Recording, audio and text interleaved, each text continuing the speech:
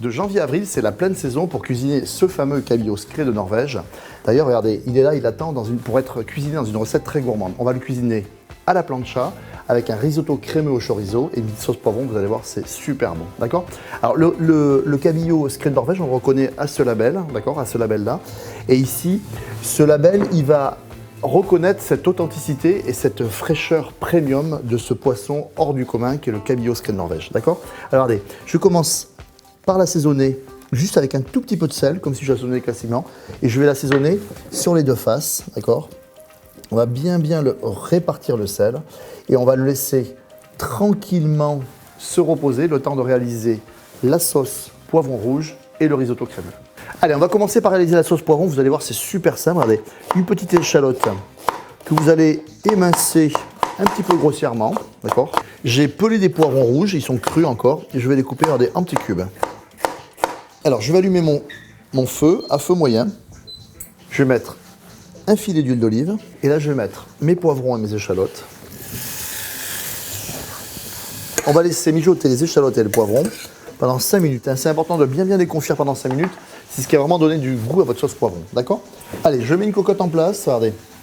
Je vais mettre un filet d'huile d'olive. Un petit oignon rouge.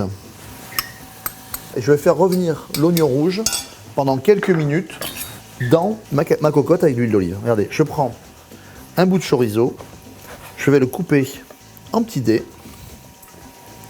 voilà, assez fin, et le chorizo va rejoindre les oignons.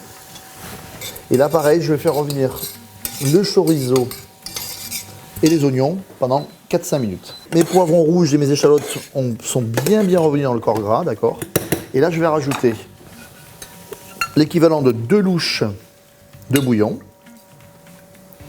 Et je vais rajouter de la crème fraîche liquide entière. On va assaisonner avec un petit peu de fleur de sel. Et puis moi, j'aime bien rajouter une petite pointe de piment ou de poivre. D'accord?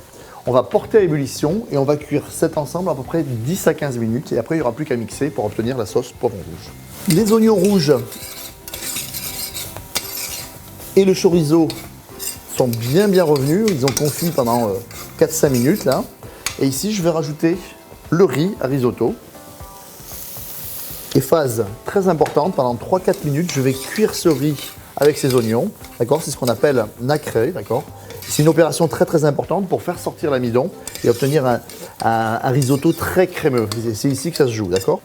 Ça y est, mon riz est nacré avec mes oignons et mon chorizo, d'accord? Et je vais incorporer progressivement un petit peu de bouillon, alors soit de légumes ou soit de volaille, pour commencer à cuire le risotto. Voilà, on va incorporer, alors surtout ce qui est important, c'est d'avoir un bouillon bien chaud, d'accord? Et vous allez incorporer le bouillon, cuire à feu moyen, et le temps de cuisson d'un risotto, c'est à partir de maintenant, c'est 18 minutes, en remuant, en rajoutant du bouillon 3 à 4 fois, d'accord? Le risotto est presque cuit. Je vérifie ma cuisson de ma crème de poivron. Les poivrons sont cuits, donc je vais les mixer. Faites attention à ne pas vous brûler. Hein. Ma sauce est terminée. Voilà, le risotto regardez, est très crémeux. On va rajouter du parmesan râpé. On a notre risotto qui est prêt. On a notre sauce poivron qui est terminée. Maintenant, on va cuire les pavés de scré à la plancha. On va mettre un petit filet d'huile sur les pavés de scré, regardez, ils sont un petit peu resserrés avec le sel, d'accord? Voilà. Vous les roulez dans un tout petit peu d'huile. Alors ce qui est important, regardez, c'est qu'on a vraiment des jolis pavés bien serrés, là c'est impeccable. Vous les posez sur votre plancha. Alors si vous n'avez pas de plancha, vous inquiétez pas, vous prenez une poêle, ça marche très bien aussi, d'accord? Voilà. Et là, on va les cuire 3 minutes sur chaque face. Et vous allez les retourner délicatement.